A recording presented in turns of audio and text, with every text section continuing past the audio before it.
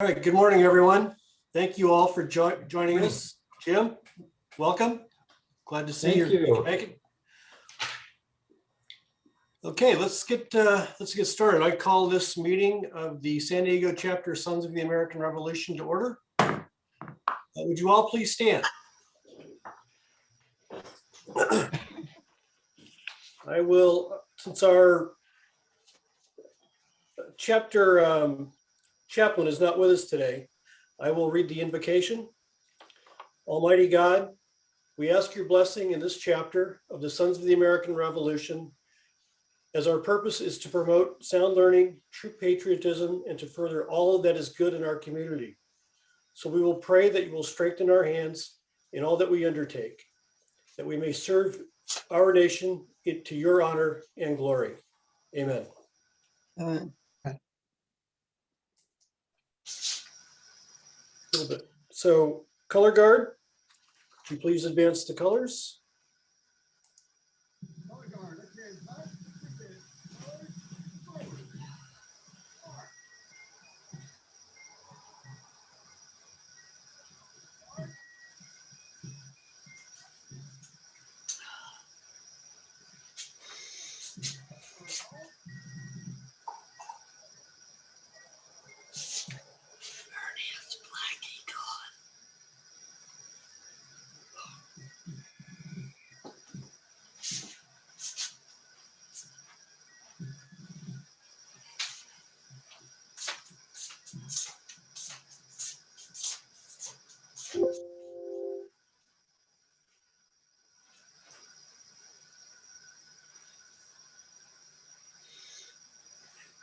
Okay.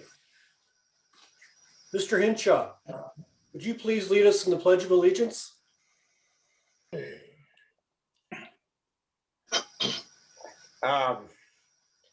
Pledge allegiance.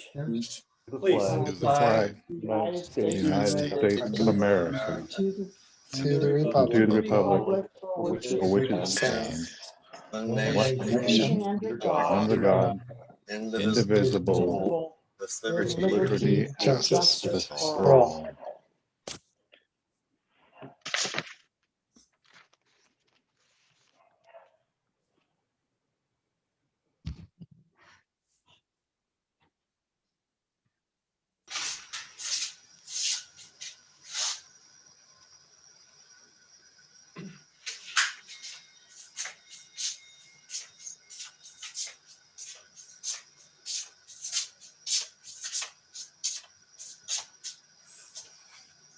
What are you standing for? Okay. I will lead us in God Bless America. God bless America.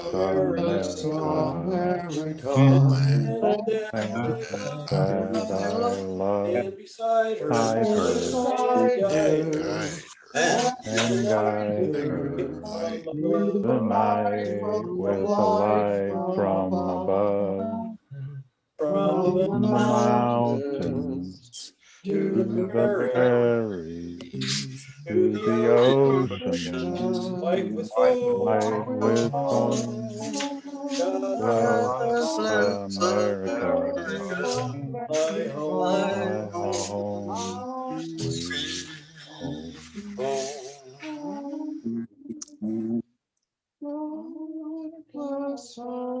America, my home, sweet home. Okay. Mr. Brewster, would you lead us in the pledge to the SAR? Yes, I will. Thank you. We, the descendants of the heroes of the American Revolution, who, by their sacrifices, established the United States of America, reaffirm our faith, principles of liberty, and our constitutional republic, and solemnly pledge ourselves to defend them against every foe. Thank you. Okay. And color guard, please retire the colors. Retire the guard, not the colors. Sorry.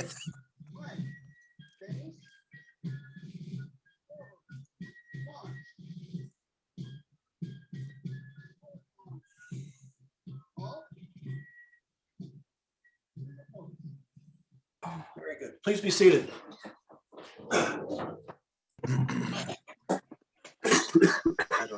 Thank you all for coming today as we celebrate the 289th anniversary of George Washington's birth. I believe we have put together a good program for you today. Today's meeting is being recorded, and it is our first attempt at live streaming on YouTube. And hopefully next time we'll do it on Facebook, on Facebook this time, YouTube next time. If we're successful, we'll try to continue the live streaming when we can return to regular in-person meetings so that members who can't attend for some reason will still be able to attend with us. And hopefully that will increase our participation in our monthly meetings. Before we get started, I would like to welcome some honored guests. First, we have Mrs. Judy Brooks, the director of the Red, White, and Blue CAR chapter, who is here with us today. She's a bit under the weather today, so and I appreciate her tenacity to join us, but she won't be able to speak today, but hopefully next time. Thank you for coming, Judy. We also have Vice President South, Jim Klingler, with us. Thank you, Jim, for coming. Would you like to say a few words before we get started?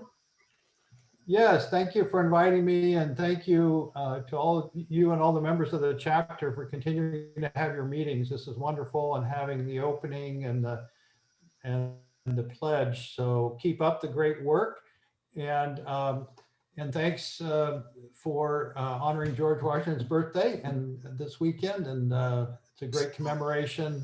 Our Orange County chapter met last weekend, and we had a presentation by the Surgeon General on George Washington's medical history, which you may have heard before, but so it was, we also celebrated that way. So look forward to, we have our virtual state meeting coming up in April, so you'll be able to attend that via Zoom, so I encourage you to do so. Thank you, Jim. We also have with us today our CASAR Color Guard Adjutant South, Brandon Velarde. Brandon, would you like to say a few words as well? Sure, yeah, thank you for the invitation for today. I'm looking forward to attending the meeting, and I do want to say I do commend Commander Duncan on doing a phenomenal job. He does a phenomenal job keeping the chapter with the updates to the state on the Color Guard activities, and just want to say thank you for everything you do. Thank you, Brandon. Our guest speaker today is compatriot and noted author Charlie Frye of the Redlands chapter. In a few moments, he will be discussing how the British reconnoitered in and around the Boston area. Welcome, Charlie. Thank you. We have a special guest who hasn't joined with us yet, and that is General George Washington, who is the President of the United States. He will be speaking a few words to us, hopefully when he joins. He belongs to our chapter now. General Washington is being portrayed by compatriot Steve Clugston. George Washington belongs to our chapter now. So I've got a couple interesting facts for Washington. Maybe you might know, or maybe you don't. Did you know that George Washington's formal schooling ended when he was 11 years old? You know, and that was after his father died. That event cut George off from the opportunity to be educated abroad in England. It's unfortunate. As an officer at the age of 22, Washington was sent to the Ohio Valley to help repel any attacks by the French. In that skirmish, a French noble on a diplomatic mission was killed, and that enraged the French and escalated the conflict into the French and Indian War, which became the 7 Years' War, which was a worldwide world war. His best friend and patron's wife, Sally Fairfax, had befriended Washington when he was an awkward teen, and she helped him smooth out all of his rough social edges and helped him become the man he was in terms of being a polite gentleman in society. As Washington struggled to win the war with an army that was perpetually undermanned and undertrained and undersupplied, he triumphed over one of the world's most powerful military forces by relying on an unseen weapon that he had, and that was a secret intelligence network. According to the CIA, General Washington was more deeply involved in the intelligence operations than any American general in chief until Dwight Eisenhower in World War II. After 8 years on the battlefield, I'm sure we all know this one, is that Washington was ready to return home to Mount Vernon and his family. He had earned hard-earned wisdom from his time in the battlefield that he thought compelled to share with the fledgling nation, and that drew him back into service for the country. Washington wasn't just America's first president. He was also the first mule breeder in North America by mixing horses and donkeys, because he felt farmers needed a dependable animal that could do a lion's share of the work. He kept his religious feelings close to the vest. For many years he served as a dedicated vestryman and church warden, but left services instead of taking communion. While he peppered his writings with references to providence, there's comparatively little known or mentioned of God or Jesus Christ in any of his writings. And Washington was a tough old bird. He survived multiple life-threatening situations, including diphtheria, tuberculosis, smallpox, malaria, dysentery, quinsy, carbuncle, and pneumonia. He's also survived a near drowning in an ice-clogged river. He survived the burning and massacre of Fort Necessity during the French and Indian Wars. He also survived 2 horses being shot out from under him and 4 bullets passing through close enough to pierce his clothing, all in one battle. Pretty informative about General Washington. Now, one of the things that we've been doing over the last couple of years, the San Diego chapter, is providing a This Day in History for folks who sign up and are subscribed to the This Day in History. And I think compatriot Skip Cox emails and forwards some of those to some of you. We also post that on Facebook. And as you can see here, these are just some highlights of what happened in the month of February. Moving forward, we'll try to show a few events at each meeting of the things that happened in a given month of that. So you can see here, we had the first Supreme Court session. What was interesting about that is that Chief Justice John Jay, who was the first Chief Justice, presided over the meeting in New York, but had to close the session because they didn't have a quorum on the first day. They had to wait a few days until they got enough Chief Justices in New York to do that, to make a quorum. But these are many of the events that happened in February. Now, I have the privilege of introducing today's speaker, compatriot Charles Frye. Compatriot Frye is a geographer, cartographer, information scientist, a U.S. Army veteran. His interests include, the history of the American Revolutionary War, genealogy, Major League Baseball. Thank you. I am involved in that too, or interested in that. He has applied his skills to design an approach to use geographical information systems to organize and document historical research projects. Applying this approach to Isaac Frye, his compatriot ancestor, his story yielded a wealth of information that could be organized in many ways. This supplied the skeleton for The War Has Begun, the first of 4 books that Charlie has written in the Duty and Call of Liberty series. Compatriot Frye is a member of the Redlands SAR chapter. Charlie, the stage is yours. All right, thank you. And I'm gonna share my screen here. Let's see if it shows up. Oops. It'll have to wait till you stop sharing. Okay, let me get to that.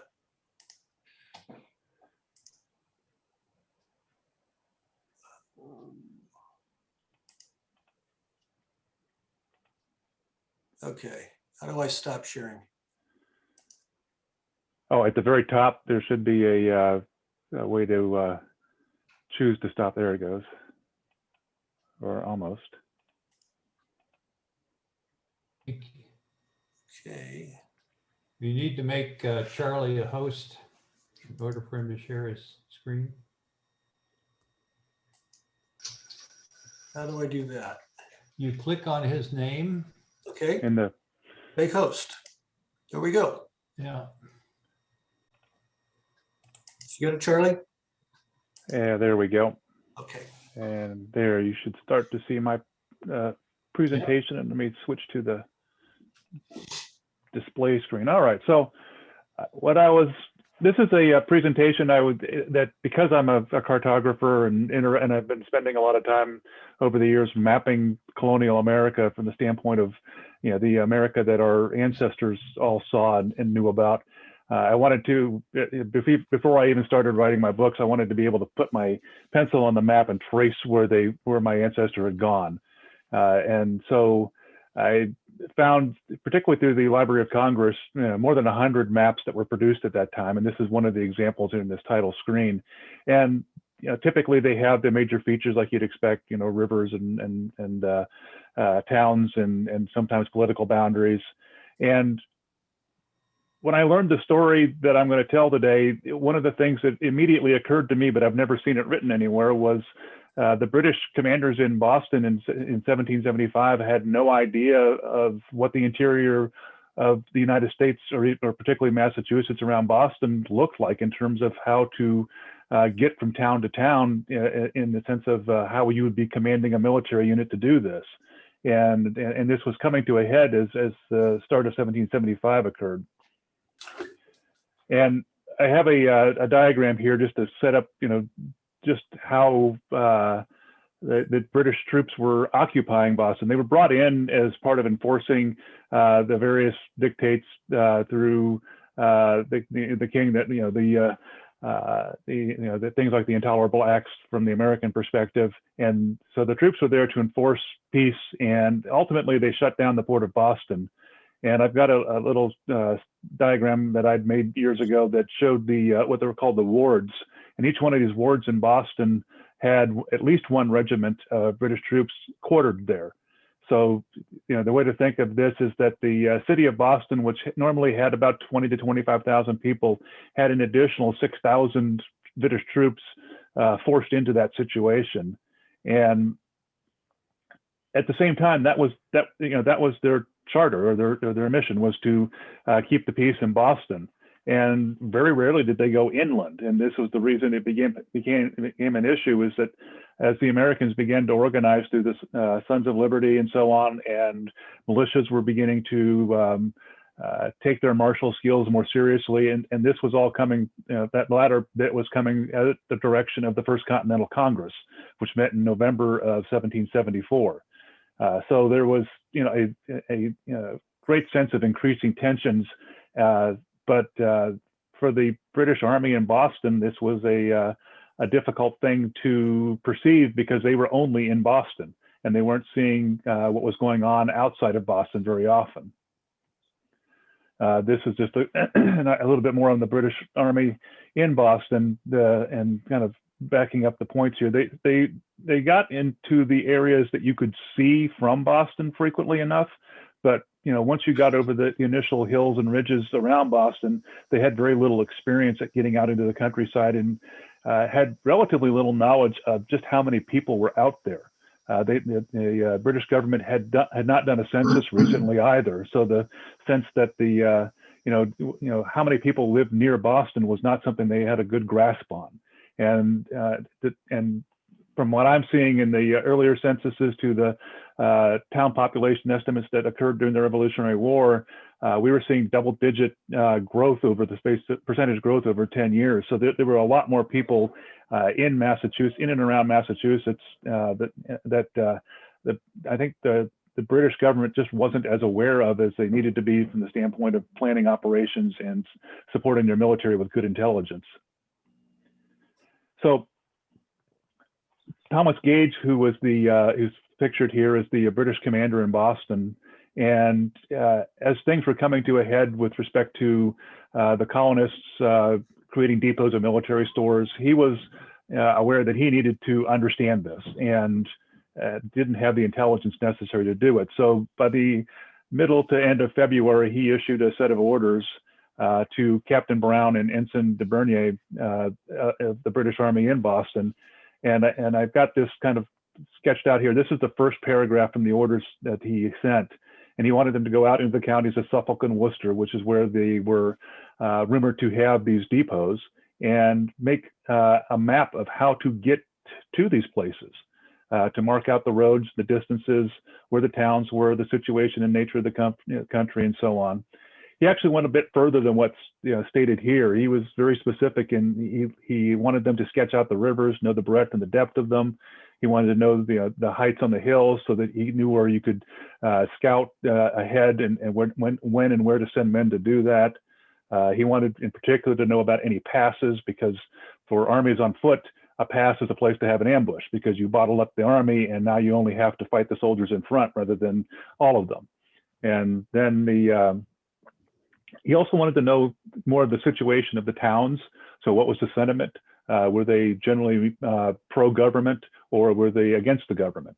And that was kind of the terminology that they used. It was, we look at the revolution in past tense, where we had patriots and we had Tories that were have already been labeled by history, whereas the people on the ground at the time were thinking in terms of, are you pro-government or not? And I found that interesting as I looked at contemporary accounts from people, is that whether you were for the government or not was how they, particularly how the Tories looked at it, is that they were pro-government. Gage also wanted them to scout out places where encampments were good to place, and also wanted the reasoning for that. So it wasn't just an X on a map. He wanted a paragraph of justification from Browne and de Bernier. And then the other thing he was looking for was, are there supplies nearby? Do we have to carry everything with us if we go out for more than a few days? So he was very much looking at how to ensure the success of a military campaign going out from Boston into the countryside. All right, so as we go out from this, what I've got here, what I want to do is give you an account that Ensign de Bernier kept. His full name was Henry de Bernier, and I've actually looked in family search to see a little bit more about him.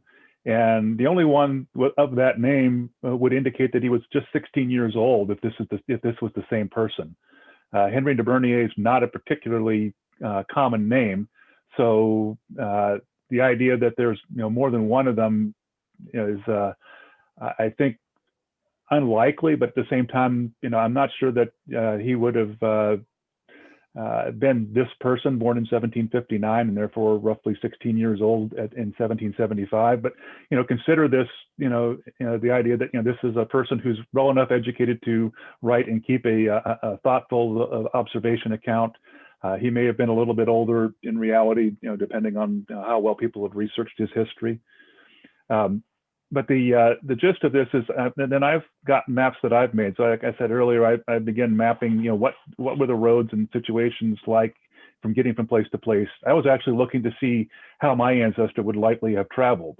So I was trying to capture all the roads. I went a couple of steps further than just what was on the maps.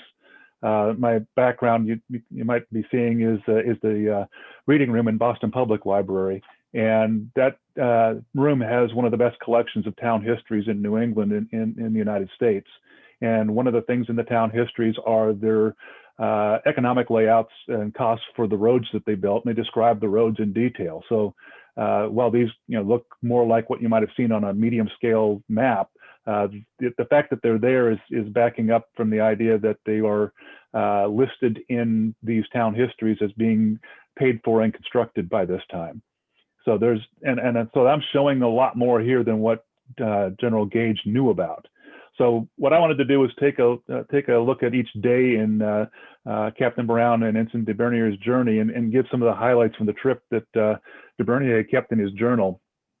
And so in the initial one, initial day, I've got written down here, they set out from Boston, and they crossed at Charlestown. So they took the ferry across to Charlestown and then left on what would have been called the Charlestown Road out of Boston. And the way he described their appearance was that he and Captain Browne were wearing brown clothes and red handkerchiefs around their neck. From other accounts, this was almost laughable in the sense that they didn't look like the population living in the area. They just weren't in uniforms. And then the one other note in this is that they also took Browne's waiter or servant, and it was a man named John. They never give his last name, but they sent John a little bit ahead so he could warn the troops as they were on guard to not salute them, so that there wasn't any indication that these were officers going out in the countryside, not in their uniforms. And so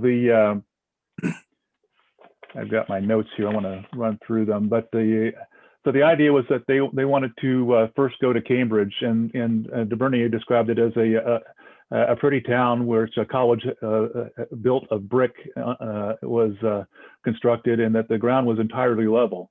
And so this is him, presenting ideas from the standpoint of, this is about the terrain and what you could see, so that Gage would have an idea of how to expect and direct troops if he needed to send them in that direction. He said, next we went to Watertown, where we were not suspected. It's a pretty large town for America, but it would be looked upon as a village in England. A little out of this town, we went to a tavern, a Mr. Brewer, a Whig.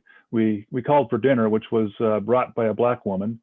At first, she was very civil, but afterwards, she began to eye us very attentively. She went out, and after a little while returned. When we observed her, that it was to her that it was a very fine country, upon which she answered, "So it is, and we've got brave fellows to defend it. And if you go out any higher, you'll find it so." So she immediately gave them a warning, which was to describe that she'd figured out who they were. What de Bernier didn't describe immediately there was that they had sent the servant John to go have his dinner in the kitchen, and apparently they figured out who they were from the servant, who wasn't maybe well instructed on keeping the secret. But that evening, they decided they didn't want to stay there at the tavern that they had their dinner, so they left and started moving on. They went a bit further, and let's see here. Let me figure out where they were heading here. So they went through the country following a team of people, and encountered another group who Browne actually suspected had been a deserter from the British Army, and so there was this kind of tension between people they encountered on the road and people who, are they friendly? Are they suspecting that we're doing something like this? They eventually get to a tavern that had the sign of a golden ball with the intention to get a drink, and then as they go in, they decide they like the landlord, and so they ask about whether they could stay there that night, and they make the arrangements to do so. They were also talking on the way to the Golden Ball Tavern, which was interesting. De Bernier describes it as, they obviously know we're out here. Should we turn back if it's really going to be dangerous? And they discuss it, and they decide that they don't want to turn back because it turned out that they had some competition for the honor of the job from other members of the British Army. And if they were to go back and basically have failed within hours, their competition would get the job, and they would be dishonored for not having completed the task at hand. And so they decided to press onward. De Bernier describes the second day, and let me move on to the next slide here. So they go from a little outside of Weston, Massachusetts, down to Framingham on the second day. And de Bernier describes the day as a very hard rain and frost in the morning. However, they resolved to set off, and they proceeded to Mr. Buckminster's home outside of Framingham, or as they were getting to Framingham. And they took some time to sketch the roads and follow the orders that they were given. And he said, as a consequence, they were very dirty and wet upon their arrival in Framingham. On our entering the house, he writes that we did not much like the appearance of things. We asked for dinner and they gave us some sausages. We praised everything exceedingly, which pleased the old woman of the house much.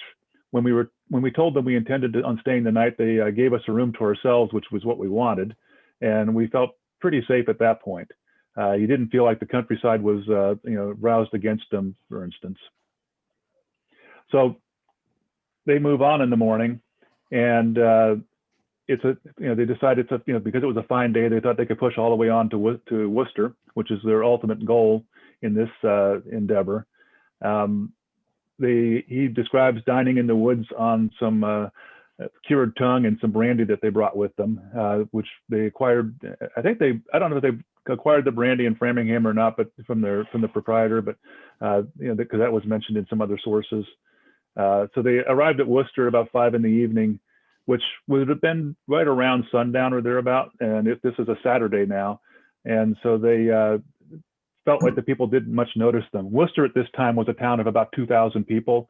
It was a place where the government of the county would meet periodically. So there were a number of inns that were operating, at least 4 or 5 of them. And there was one called the King's Arms that was known to be the Tory organizing point. But they didn't stay there. They stayed at an inn owned by a Mr. Jones. And then Tavernier writes about the next morning, as he said, "We cannot think of traveling as it was contrary to the custom of the country, nor dare we stir out until evening because of meeting, and nobody is allowed to walk in the streets during divine service without being taken up and examined. So thinking that we could not stand the examination so well, we thought it prudent to stay at home. There we wrote and corrected our sketches.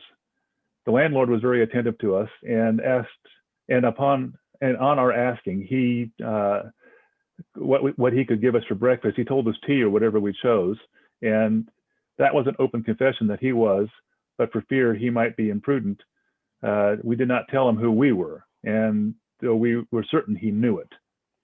In the evening, we went around the town on all the hills and commanded and sketched everything we desired and returned to the town without being seen.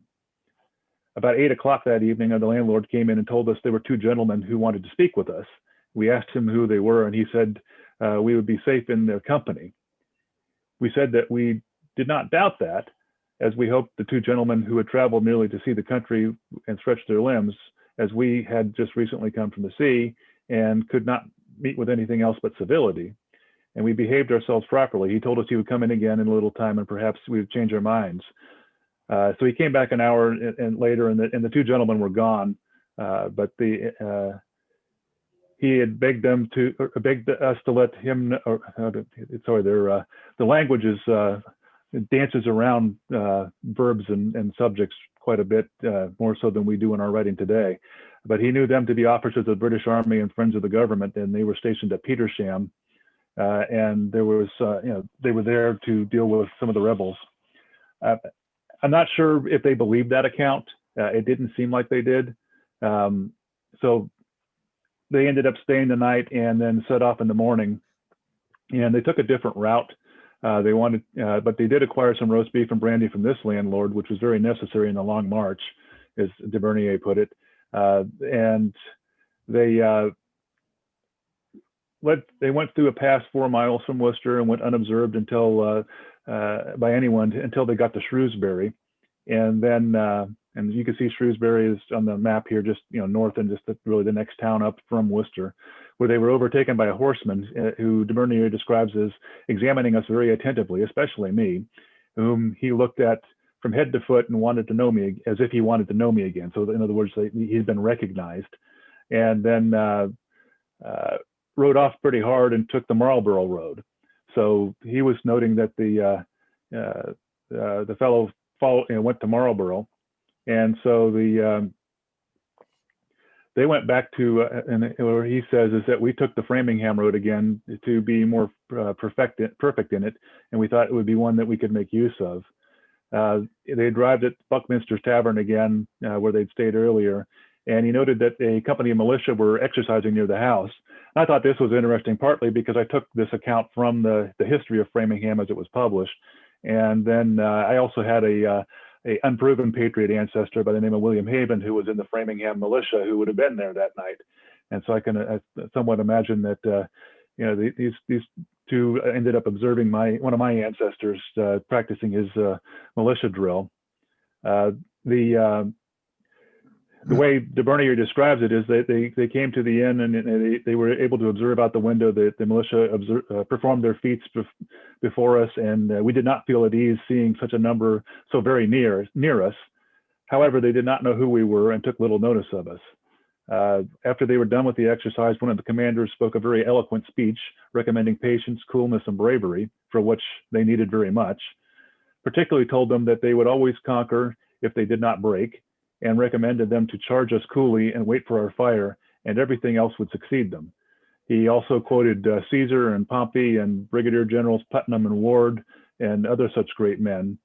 And then de Bernier goes on to say, after such a learned and spirited harangue, he dismissed the men, and the whole company came in to the house and drank until 9 o'clock, and then returned to their respective homes full of pot valor.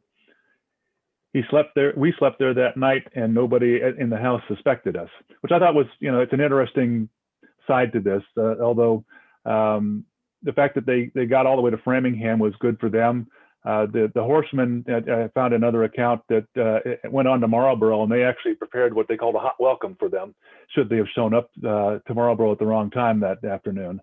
And so I think they were lucky in that regard.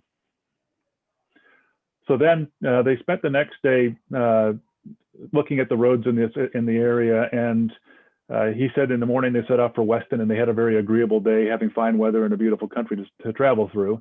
We met nothing extraordinary in the road. Nobody knew us, and we were asked very few questions.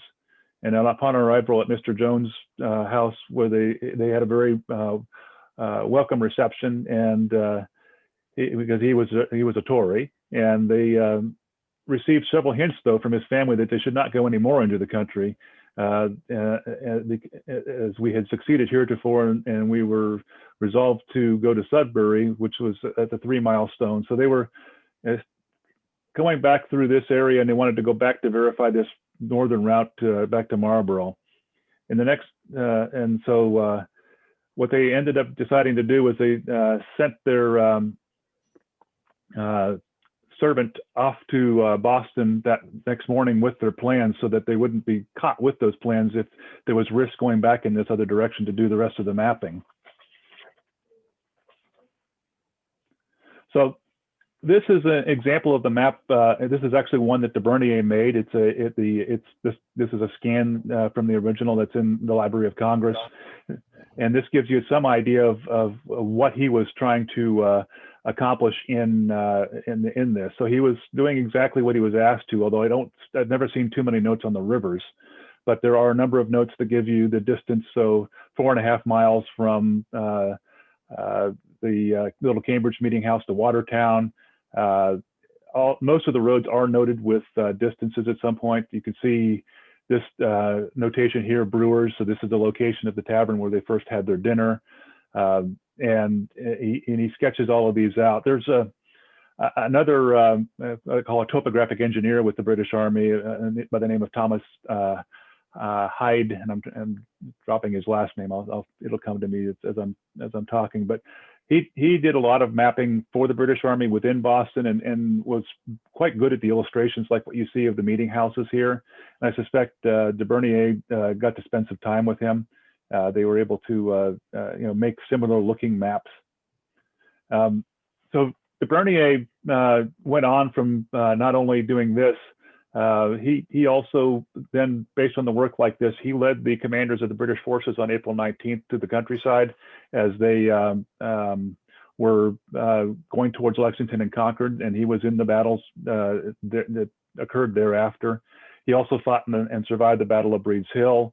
And then the reason we have all of this is, in the first place, is that when the British were forced to evacuate Boston, when the cannon from Fort Ticonderoga were deployed on the Dorchester Heights, he left everything in Boston when the British evacuated. So his maps, notes, and journal were there, and all of which are now in the Library of Congress.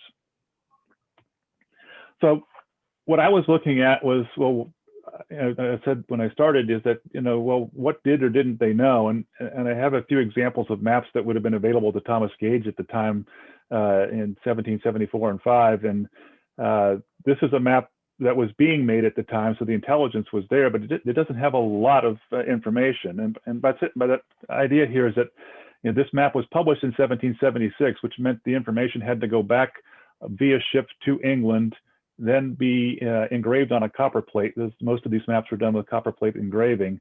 So the intelligence for what was put into these maps was it's still available in Boston at the time. So the locations like where Fort Drummer is here in what would be Vermont today, where the rivers are, where some of the towns and landmarks are. But this is a fairly sparse map.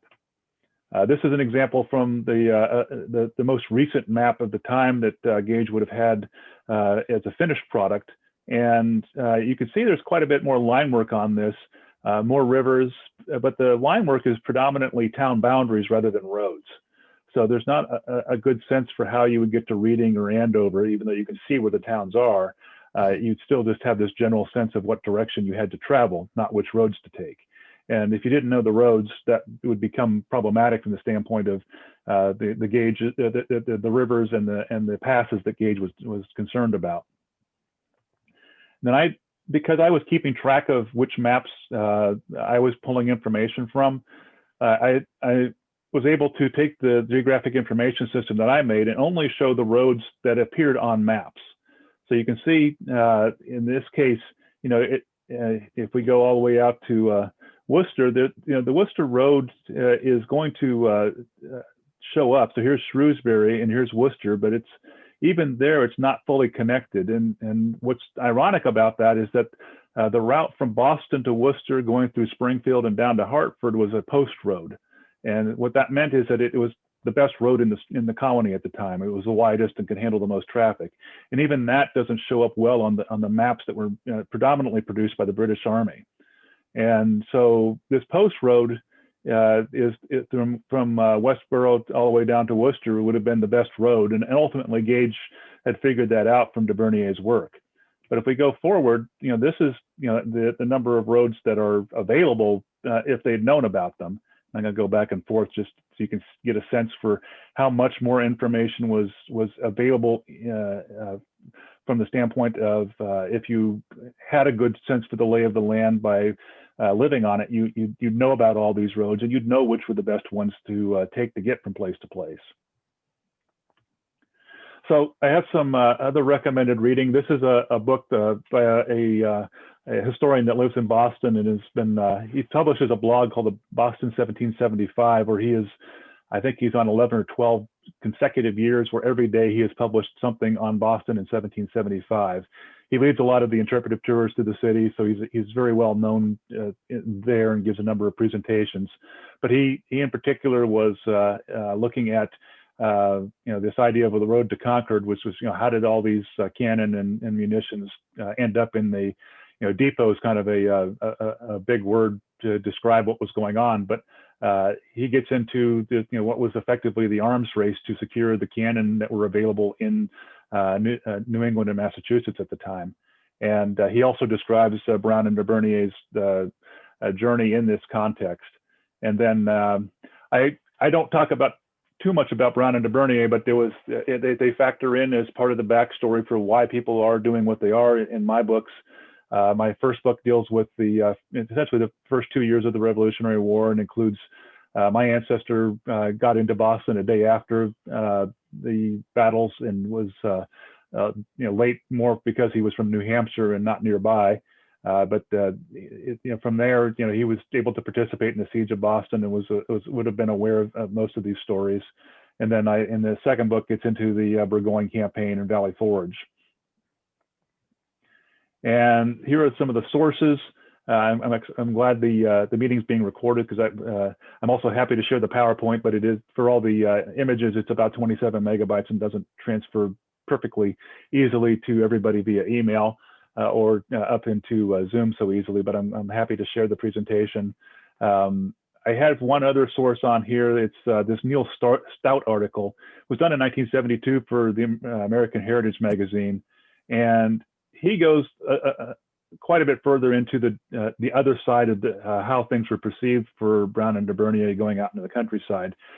He did research and knew Brewer was actually part of a ranger unit and was very familiar with military practice, and would have had no trouble recognizing Browne and de Bernier as British officers just by the way they walked, never mind what they were dressed like.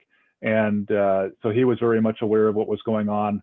He describes the inns and gets into the details of who Browne and de Bernier crossed paths with and what was known about them, and confirms that from the moment these two left, or really the three left Boston, it was the word spread ahead of them. People knew they were coming. It was and nearly everybody in the Boston vicinity knew they were out by the time they were returning.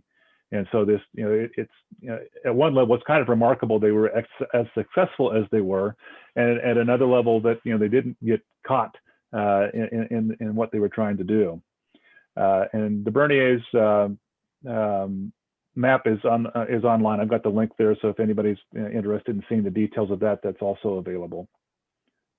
And with that, I'd like to thank you for your attention. I'm happy to take any questions. And let me stop sharing, and I can see everybody as we do that. And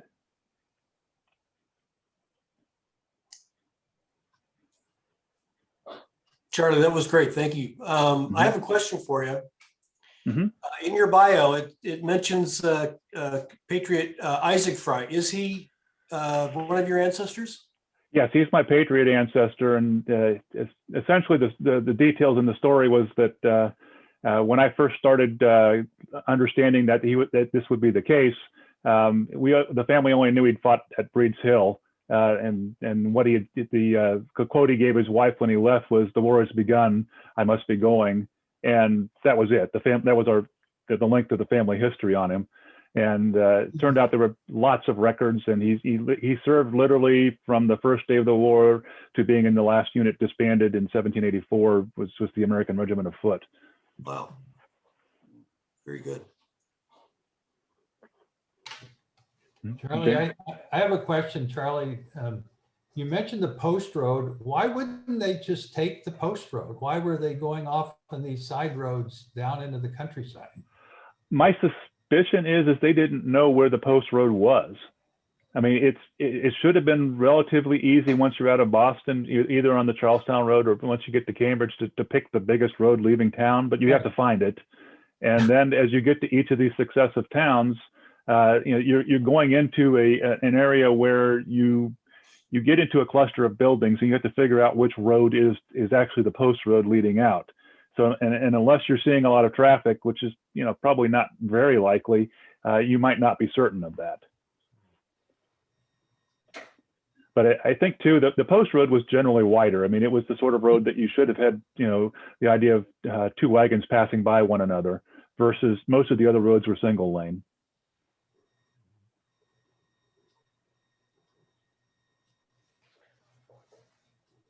Great. So did they scout the road to Lexington and Concord? You mentioned they went down. Yes, and Worcester, they went to Worcester because that was where they were most concerned, and that was where the armaments were at the time. And then because they were successful, Gage sent de Bernier out with the servant to scout the route from Roxbury to Concord, and that's actually the map I was showing is the map from that expedition.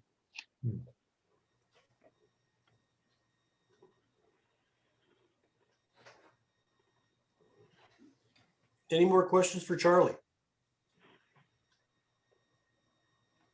I thought it was an excellent presentation. Yeah, me too. Yeah, Thank you. good. Great All right, job. Charlie, thank you. Mhm. We know you have other presentations to make, and we will be contacting you soon. If you're available to speak. No, to I'm happy to help with presentations. I've got as I do my writing, it's always good to do these presentations because it reintroduces me to topics that I researched years ago. But it's a matter of this is a practical way to get back into the details. Great. Thank you again. Okay, gentlemen, I have a few announcements to make. Because of the COVID pandemic, we haven't been able to properly welcome many of our new members who joined last year. Here we see we've recruited nearly a full squad of new recruits. If any of our newest members are on the call, would you please introduce yourself? Mr. Stone, I know you're here. Or you were. Okay. Mark Hansen's here. Hi. Oh, well, Mark, there you are. Hi. I missed you. Sorry about that. Mark is our newest member who was just confirmed this month as a member of the San Diego chapter. Welcome, Mark. Thanks very much. Okay. All right. Let's see here. We also, for announcements, we have a couple of new scholarships to announce. National has implemented a new Sea Cadet scholarship. The award is in recognition of the cadets' military bearing, excellence of character, scholarship, and citizenship. The new scholarship was started by National with I believe it's a $10,000 award. And CASAR has followed suit with a $1,000 award. Our board of directors are following the national and state programs, and we are proud to announce that we also have a $250 award for the Sea Cadet of the Year, or the most outstanding Sea Cadet in the San Diego chapter. If you have any children or grandchildren or friends or neighbors in the Sea Cadet program, please contact our Sea Cadet Chairman, Philip Hinshaw, for more information. I know we have a winner for this year, but for 2022, the field is wide open. We also have an update to the JROTC award. The award will be a national JROTC medallion with a prize of $5,000. The second place award is $2,400 and the third place is $1,000. What's new is there are two new award levels for fourth and fifth place that were introduced, which now have an award of $250. Also new this year is that CASAR is now offering $1,000 to the state winner, and the San Diego chapter is following suit with $250 to the chapter winner. For more information, please contact our JROTC chairman, Gary Newton. We're real excited that we're able to enhance our awards for our future military leaders. We've also got some service awards. Over our 160 members, roughly a third are military veterans, active duty, or otherwise served in our national defense. Many have not been appropriately honored. So this year I've set a goal to make sure that each of our veterans are recognized for their service to our country. If you are a veteran who has not received a war or military service medal, please contact me. We are in the process of developing a questionnaire for our service members to let us know whether they have received anything or not. We do want to make sure that everyone is recognized. We also have a lot of members who have not received their SAR service year pins. This is something we haven't been able to do over the last year at least. And we are endeavoring to make sure that all of our members have the appropriate pin for their tenure with SAR. We have one gentleman, compatriot John Gawalt, who has been a member for over 65 years. That is a long time. That is more than the years I've been alive, I'm pleased to say. But we will be working on getting everyone their service awards from 5-year pins all the way up to that 65-year pin and everything in between.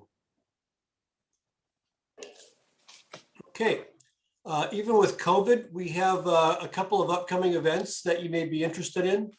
The Mount Vernon Ladies Association, in conjunction with SCR, is hosting a live streamed celebration of Washington's birthday this coming Monday at 4 p.m. Pacific time. You can find the link to the live YouTube event on our SAR SD events page. There is a link that will get you there. Similar to last year, we will be judging the Americanism Elementary School poster contest online. Once we receive the entries, they will be posted for your review and judging. The San Diego chapter have done very well every year, and I'm sure this year will be a good one too. So I encourage you all to participate in the judging, and make sure we get our best winner to the state level. As Duncan mentioned earlier, on February 27th, the Color Guard is participating in an online commemoration for the Battle of Morris Creek Bridge. If you would like to participate, you must register no later than today. Please see the chapter events page for more information, or contact Color Guard Commander Duncan Campbell for more information. And last but not least, please join us again next month for our next chapter meeting on March 20th, where we will have Dr. Matthew Bodish speaking about George Washington's health history. Jim, I think you mentioned that one today, and we will be honored to hear that one as well.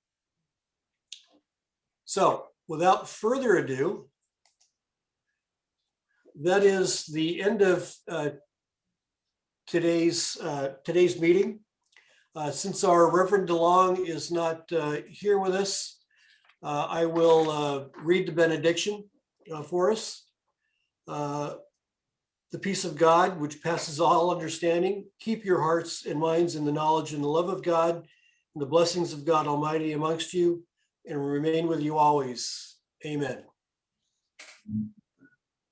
Barry, I think it's great that you're doing these meetings via Zoom. Thank you, Dick. We're also broadcasting them on Facebook and hopefully on YouTube as well, so others can join even if you can't get into Zoom. Okay, one more item and then we'll call it a day. If I can get my paperwork here. And that is the benediction, or the recessional. Until we meet again, let us remember our obligation to our forefathers who gave us our Constitution, the Bill of Rights, an independent Supreme Court, and a nation of free men. So, Color Guard, would you please retrieve the colors?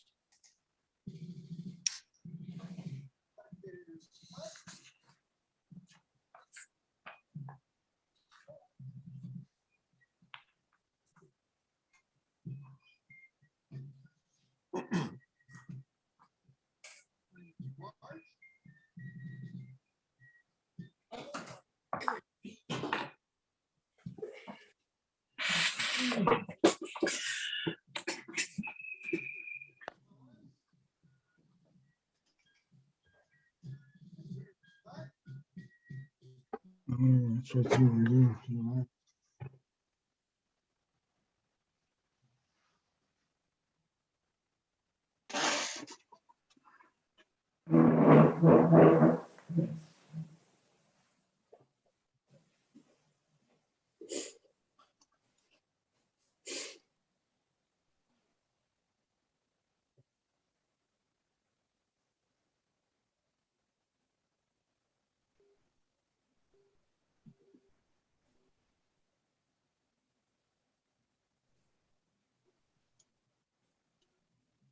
Thank you, Color Guard. Okay, please remember that the next meeting is going to be available on Zoom. We hope to see you all again. Oh, excuse me, let me get back into camera. And I look forward to seeing you all again. This adjourns our meeting for February. And again, thank you all. Thank you. Thank you for setting this up. Thank you. Yep, thank you. Good job. Thank you very much. Thank you all. Have a great day. Yes. Bye-bye.